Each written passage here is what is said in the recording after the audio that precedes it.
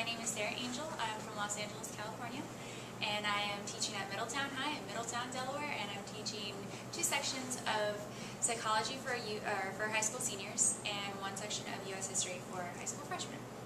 When I was in high school, I hated social studies, which is very surprising to me now, and looking back over the years, I'm like, why? History is so awesome, but history is my least favorite subject.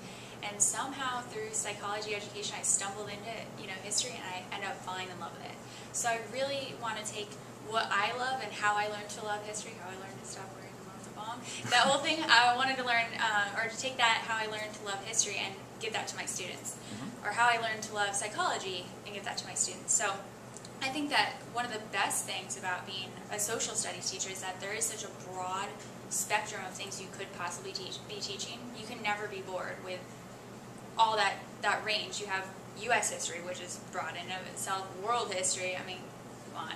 You have Civ, you have poli-sci, geography, you have econ, you have psychology, sociology, like just such a range that you're never going to be bored with that, and they're so adaptable to students' lives that you can really make them relatable, a lot more so than I think other disciplines can allow for. So I think that one of the best things about being a student teacher is really you can make things interesting in your own way, and you'll go across and see a lot of different social studies teachers, and every single person does it differently. There is no Pythagorean theorem for teaching World War I. There is no certain way. You do it on your own. You always get to be creative, and you always get to try new things. So I love that about it. But I always encourage my students to look into behavioral sciences as well as history and that kind of thing, because it's so overlooked these days. So.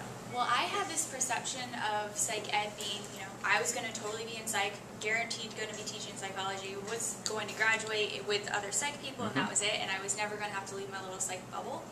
And that, perception was perpetuated by a lot of the advisement I was receiving in psychology, and that wasn't anything, intentional. It was just that's what they know when they do that advisement, so they're going to only advise you on psych-related items. There was no mention of, hey, you have this whole other criteria to go along with student teaching that you should be preparing for. So one of the things I think would have helped me transition into student teaching a lot more smoothly was if I had actually reached out for advisement in the history department a lot sooner.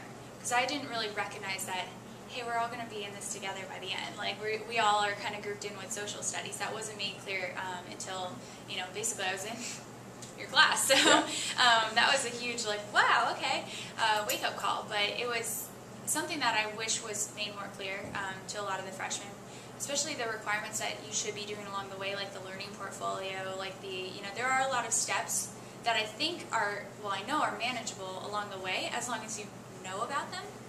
But so much of the smaller disciplines like sociology education and psychology education, they kind of get lost in the mix somewhere.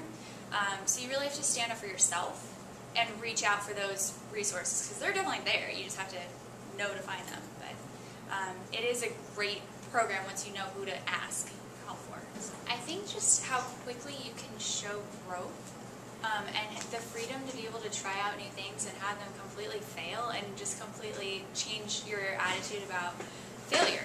I mean, really, before I became a student teacher, I was afraid of failure, and now you have to get used to that idea, because that's what teachers do. They adapt. So you have to learn to pick yourself up, change your lesson, change your behavior, plan or whatever it might be, move forward. So I think learning how to deal with when things go wrong, and do that with grace and dignity in front of your class, and make it seem like, I got this, it's okay, and then just move on. I think that's a real skill that I've picked up while I've been in my student teaching. That's definitely something I did not know I was going to learn, but it was definitely one of the most valuable.